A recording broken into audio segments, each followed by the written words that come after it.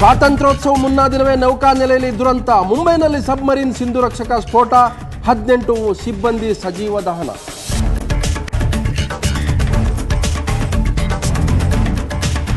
ಮದ್ದೂರಿನಲ್ಲಿ ಕಾಂಗ್ರೆಸ್ ಅಬ್ಬರದ ಪ್ರಚಾರ. ಅಂಬಿ ಆತ್ಮಾನಂದ ಬಾಯಿ ಬಾಯಿ, ಒಂದೇ ವೇದಿಕೆಯೇರಿದ ಬದ್ಧ ವೈರಿಗಳು.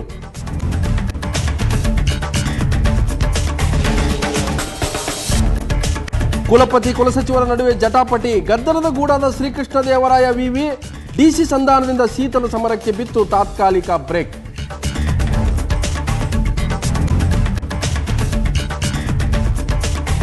ಅಕ್ರಮ ಗಣಿಗಾರಿಕೆ ವಿರುದ್ಧ ಆಗ ವೀರಾವೇಶ, ಈಗ ಎಲ್ಲೋಯ್ತು ಸಿದ್ದರಾಮಯ್ಯ ನಿಮ್ಮ ಪೌರುಷ. ಮೈನಿಂಗ್ ಮಾಫಿಯಾ ವಿರುದ್ಧ ಕ್ರಮಕ್ಕೆ ಸರ್ಕಾರದ ಮೀನಾಮೇಷ.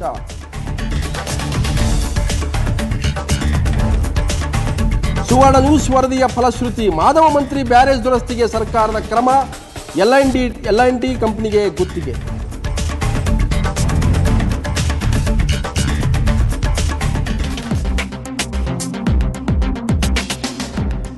ನ್ಯೂಸ್ ಅವರಿಗೆ ಸ್ವಾಗತ. ನಾನು ಲಕ್ಷ್ಮಣ ಹೂಗಾರ್. ಬೆಂಗಳೂರಿನಲ್ಲಿ ವರುಣ ಮತ್ತೆ ಅಬ್ಬರಿಸಿದ್ದಾನೆ. ಸಿಲಿಕಾನ್ ಸಿಟಿಯಲ್ಲಿ ಕಳೆದ ಹಲವು ದಿನಗಳಿಂದ ಮಳೆ ಬ್ರೇಕ್ ನೀಡಿತ್ತು, ಆದರೆ ಇವತ್ತು ಧೋ ಅಂತೇಳಿ ಮಳೆ ಸುರಿತಾ ಇದೆ ಬೆಂಗಳೂರಿನಲ್ಲಿ. ಇವತ್ತು ಪ್ರಮುಖವಾಗಿ ಮೆಜೆಸ್ಟಿಕ್ ಇರ್ಬೋದು, ಮಲ್ಲೇಶ್ವರಂ ಇರ್ಬೋದು, ಶಿವಾನಂದ ಸರ್ಕಲ್ ಇರ್ಬೋದು, ವಿಧಾನಸೌಧ ಇರ್ಬೋದು, ಪ್ರಮುಖವಾದಂಥ ಒಂದು ದೊಡ್ಡ ಪ್ರಮಾಣದ ಮಳೆ ಬರ್ತಾ ಇದೆ. ಈಗಾಗಲೇ ಸಂಜೆಯಿಂದ ಎಡೆಬಿಡದೆ ಸುರಿತಾ ಇರುವ ಮಳೆಯಿಂದಾಗಿ ನಗರದ ಸಂಚಾರ ಅಸ್ತವ್ಯಸ್ತ ಆಗಿದೆ. Mekhri circle, KR circle, Yeshwanthpur ಸೇರಿದಂತೆ ಮಲ್ಲೇಶ್ವರ ಬಹುತೇಕ ಕಡೆಗಳಲ್ಲಿ ವರುಣನ ಅಬ್ಬರ ಜೋರಾಗಿಯೇ ಇದೆ. ಈಗಾಗಲೇ ಸಂಜೆ 7 ಗಂಟೆಯಿಂದ ನಗರದ ಬಹುತೇಕ ಕಡೆಗಳಲ್ಲಿ ಟ್ರಾಫಿಕ್ ಜಾಮ್ ಕೂಡ ಆಗಿದೆ. ಸೊ ದೊಡ್ಡ ಪ್ರಮಾಣದ ಮಳೆ ಇವತ್ತು ಸಂಜೆಯಿಂದಲೇ ಬೆಂಗಳೂರನ್ನು ಆವರಿಸಿಕೊಂಡಿದೆ. ಸಿಲಿಕಾನ್ ಸಿಟಿಯಲ್ಲಿ ಮತ್ತೆ ವರುಣನ ಅಬ್ಬರ ಜೋರಾಗಿಯೇ ಕಂಡು ಬರ್ತಾ ಇದೆ. ಸೊ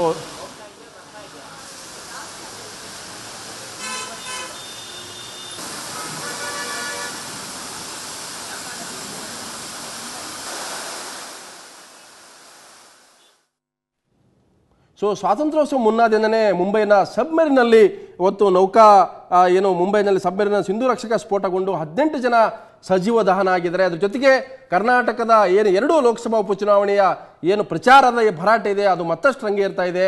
ಮಂಡ್ಯದಲ್ಲಿ ಕಾಂಗ್ರೆಸ್ನ ಅಧ್ಯಕ್ಷ ಆತ್ಮಾನಂದ್ ಮತ್ತು ಸಚಿವ ಅಂಬರೀಷ್ ಒಂದೇ ವೇದಿಕೆಯನ್ನು ಮೂಲಕ ತಮ್ಮ ವೈಮನಸ್ಸನ್ನು ಬಿಟ್ಟುಕೊಟ್ಟಿದ್ದಾರೆ, ಬಾಯಿ ಆಗಿದ್ದಾರೆ. ಇನ್ನೊಂದು ಕಡೆ ಯಾವ ಒಂದು ಘೋಷಣೆಯೊಂದಿಗೆ ಆಡಳಿತಕ್ಕೆ ಬಂದಂಥ CM ಸಿದ್ದರಾಮಯ್ಯ ಪಾದಯಾತ್ರೆಯನ್ನು ಮಾಡಿದ್ರು ಬೆಂಗಳೂರಿನಿಂದ ಬಳ್ಳಾರಿವರೆಗೆ. ನಾನು ಅಧಿಕಾರಕ್ಕೆ ಬಂದು 1 ತಿಂಗಳಲ್ಲೇ ಇದನ್ನ ಒಂದು CBI ತನಿಖೆ ಕೊಡ್ತೀನಿ ಅಂತ ಮಾತನಾಡಿದ್ರು. ಪೌರುಷದಿಂದ ಆ ಮಾತು ಇವತ್ತು ಎಲ್ಲಿ ಹೋಯಿತು ಅನ್ನುವಂಥ ಒಂದು ಪ್ರಶ್ನೆ ಕೂಡ ಕಾಡ್ತಾ ಇದೆ. ಅವರೇ ಪಕ್ಷದ ಅನೇಕ ನಾಯಕರು ಕೂಡ CBI ತನಿಖೆಗೆ ಒತ್ತಾಯ ಮಾಡ್ತಾ ಇದ್ದಾರೆ. ಇನ್ನೊಂದು ಕಡೆ ನಿನ್ನೆ ವಿಸ್ತೃತವಾಗಿ ಸುವರ್ಣ ನ್ಯೂಸ್ನಲ್ಲಿ ಮಾಧವ ಮಂತ್ರಿ ಬ್ಯಾರೇಜ್ ಯಾವ ರೀತಿ ಒಡೆದು ಸಾವಿರಾರು ಕ್ಯೂಸೆಕ್ಸ್ ನೀರು ತಮಿಳುನಾಡಿಗೆ ಹರಿದು ಹೋಗ್ತಾ ಇದೆ, ಅಲ್ಲಿ ರೈತರಿಗೆ ಬಾಳಿಗೆ ಅದು ಕೊಳ್ಳೆ ಇಡ್ತಾ ಇತ್ತು, ಆ ಮಹತ್ವದ ಒಂದು ಚರ್ಚೆಯನ್ನು ಕೂಡ ಮಾಡಿದ್ವಿ. ಸರ್ಕಾರ ಅದಕ್ಕೆ ಕೂಡಲೇ ಸ್ಪಂದಿಸಿದೆ. ಇವತ್ತು L&T ಕಂಪನಿ ಮೂಲಕ ಆ ಬ್ಯಾರೇಜ್ ಅನ್ನು ದುರಸ್ತಿ ಮಾಡುವಂಥದ್ದು, ಹರಿದು ಹೋಗ್ತಾ ಇರತಕ್ಕಂಥ ನೀರನ್ನು ತಡೆಯುವಂಥ ಕೆಲಸ ಮಾಡ್ತಾ ಇದ್ದಾರೆ. ಸೊ ಹಾಗಾಗಿ ಸುವರ್ಣ ನ್ಯೂಸ್ನ ಇಂಪ್ಯಾಕ್ಟ್ ಕೂಡ ಬಹಳ ಶೀಘ್ರವಾಗಿ ಸರ್ಕಾರದ ಗಮನ ಸೆಳೆದಿದೆ. ಸೊ ಅದೆಲ್ಲವನ್ನೂ ಕೂಡ ನಾನು ಚರ್ಚೆ ಮಾಡ್ತೀನಿ. ಮತ್ತೆ ಪ್ರಮುಖವಾಗಿ ಬಳ್ಳಾರಿಯ ಕೃಷ್ಣದೇವರಾಯ ವಿಶ್ವವಿದ್ಯಾಲಯ ಏನಿದೆ, ಅದು ಗೊಂದಲದ ಗೂಡಾಗಿದೆ. ಪದೇ ಪದೇ ಅಲ್ಲಿ ಜಗಳಗಳು ನಡೀತಾ ಇದೆ ಕುಲಸಚಿವರು ಮತ್ತು ಕುಲಪತಿಗಳ ಮಧ್ಯೆ. ಆ ವಿಷಯ ಕೂಡ ನಾನು ಚರ್ಚೆಗೆ ತೆಗೆದುಕೊಳ್ತೇನೆ. ಮತ್ತೆ ಅಕ್ರಮ ಗಣಿಗಾರಿಕೆ ವಿರುದ್ಧ ಸಿದ್ದರಾಮಯ್ಯ ಮೌನ ಆಗಿದ್ದಾರೆ, ಯಾಕೆ, ಈ ಒಂದು ವಿಷಯ ಕೂಡ ಚರ್ಚೆ ಆಗುತ್ತೆ. ಸೊ ಮೊದಲಿಗೆ ಸ್ವಾತಂತ್ರ್ಯೋತ್ಸವ ಮುನ್ನಾ ದಿನ ನೌಕಾನೆಲೆಯಲ್ಲಿ ನಡೆದಂಥ ದುರಂತದ ಒಂದು ಪ್ಯಾಕೇಜ್ ಅನ್ನು ನೋಡ್ಕೊಂಡ್ ಬರೋಣ.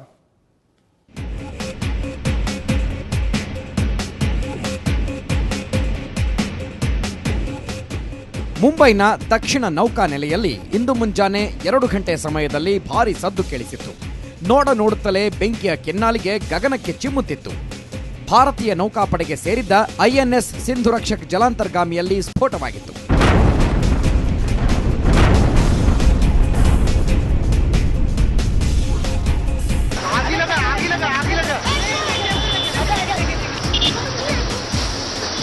ನೌಕೆಯಲ್ಲಿದ್ದ 3 ಅಧಿಕಾರಿಗಳು ಸೇರಿದಂತೆ 18 ಮಂದಿ ಸಿಬ್ಬಂದಿ ಸಜೀವ ದಹನವಾಗಿದ್ದಾರೆ.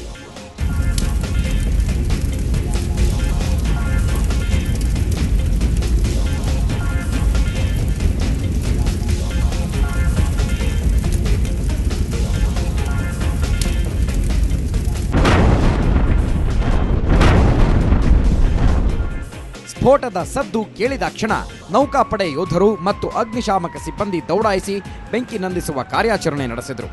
ಸತತ 10 ಗಂಟೆ ಕಾರ್ಯಾಚರಣೆ ಬಳಿಕ ಬೆಂಕಿ ನಂದಿಸುವಲ್ಲಿ ಯಶಸ್ವಿಯಾದರೂ ಸಿಬ್ಬಂದಿಯನ್ನ ರಕ್ಷಿಸಲಾಗಿಲ್ಲ.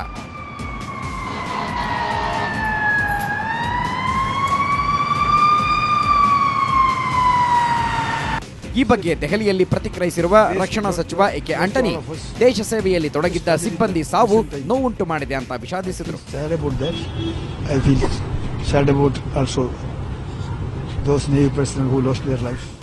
ಈ ಮಧ್ಯೆ ನೌಕಾಪಡೆ ಮುಖ್ಯಸ್ಥ ಡಿಕೆ ಜೋಶಿ ಸಬ್ಮೆರಿನ್ ಸ್ಫೋಟದ ಬಗ್ಗೆ ಉನ್ನತ ಮಟ್ಟದ ತನಿಖೆಗೆ ಆದೇಶಿಸಿದ್ದಾರೆ. 4 ವಾರದಲ್ಲಿ ವರದಿ ನೀಡುವಂತೆ ಸೂಚಿಸಿದ್ದಾರೆ.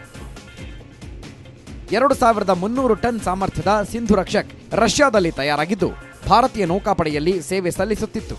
ಒಟ್ನಲ್ಲಿ ದೇಶ ಸ್ವಾತಂತ್ರ್ಯೋತ್ಸವ ಸಂಭ್ರಮದಲ್ಲಿರುವಾಗಲೇ ದೇಶ ರಕ್ಷಣೆ ಮಾಡುವ ನೌಕಾಪಡೆ ಯೋಧರು ಬಲಿಯಾಗಿದ್ದು ದುರಂತವೇ ಸರಿ.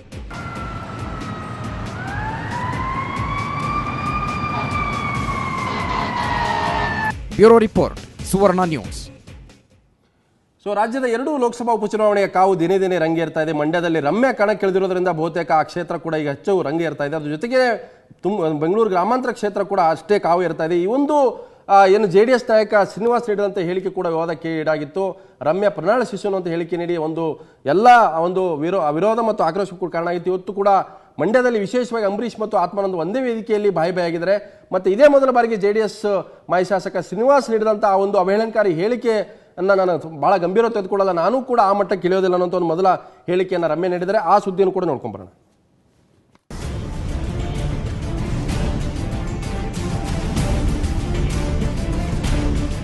ಮಂಡ್ಯ ಜಿಲ್ಲೆ ಮದ್ದೂರಿನಲ್ಲಿ ಇವತ್ತು ಕಾಂಗ್ರೆಸ್ ಪ್ರಚಾರ ಜೋರಾಗಿತ್ತು. ರಮ್ಯಾ ಪರ ಮತಯಾಚನೆಗೆ ಸಿಎಂ ಸಿದ್ದರಾಮಯ್ಯ, ಸಚಿವ ಅಂಬರೀಷ್ ಸೇರಿದಂತೆ ಕೈಪಡೆಯೆಲ್ಲ ಆಗಮಿಸಿತ್ತು. ವೇದಿಕೆ ಮುಂದೆಯೂ ಜನವೋ ಜನ, ರಾಜಕಾರಣಿಗಳ ಅಬ್ಬರದ ಪ್ರಚಾರ. ಇವರ ಮಧ್ಯೆ ಹಿಂದೆ ನಿಂತು ತನ್ನ ಅಳಲು ತೋಡಿಕೊಳ್ತಿರೋ ರೈತನ ಗೋಳು ಯಾರಿಗಾದರೂ ಕೇಳ್ತಿದೆಯಾ?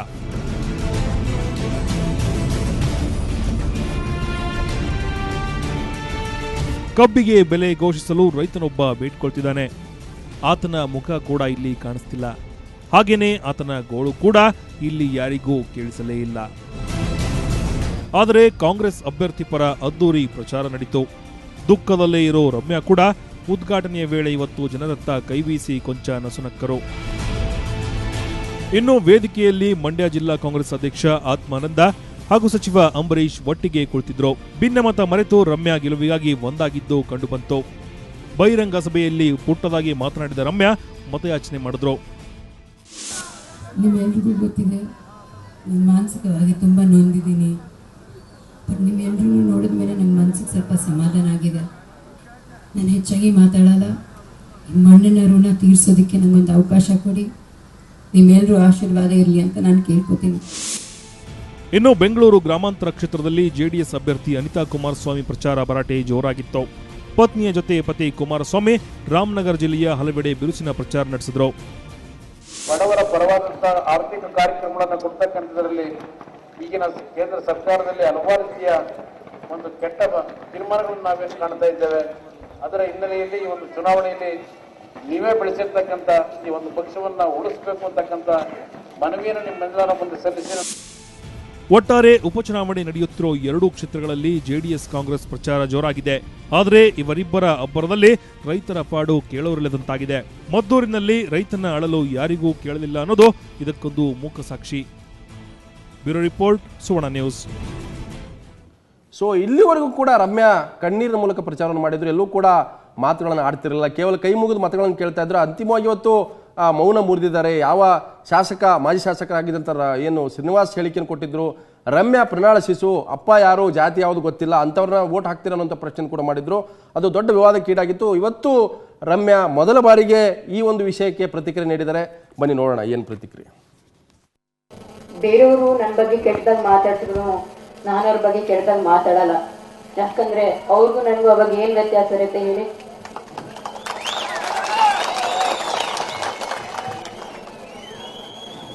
ಈ ಮಣ್ಣಿನ ಋಣ ತೀರ್ಸೋದಕ್ಕೆ ನಮಗೊಂದು ಅವಕಾಶ ಕೊಡಿ. ನನ್ನ ಭವಿಷ್ಯ ನಿಮ್ ಕೈಯಲ್ಲಿದೆ.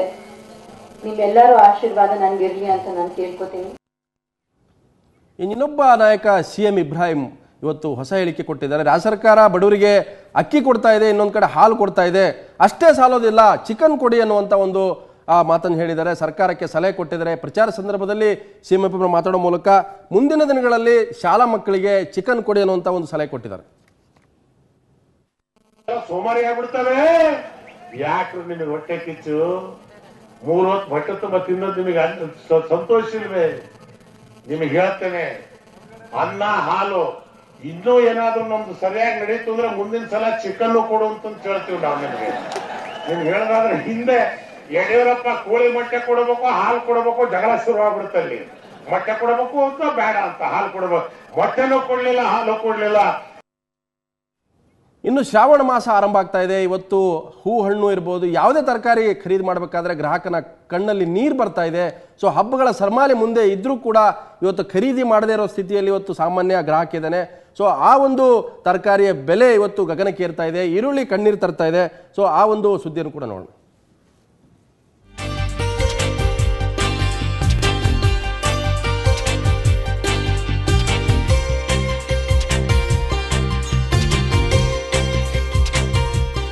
ವರಮಹಾಲಕ್ಷ್ಮಿ ಹಬ್ಬ ಬಂದೇ ಬಿಟ್ಟಿದೆ. ಆದ್ರೆ ಹಬ್ಬದ ಸಂಭ್ರಮಕ್ಕೆ ತಣ್ಣೀರೆರಚಿದೆ ಬೆಲೆ ಏರಿಕೆ. ತರಕಾರಿ, ಹೂವು, ಹಣ್ಣುಗಳ ಬೆಲೆಯಂತೂ ಕೇಳುವಂತಿಲ್ಲ.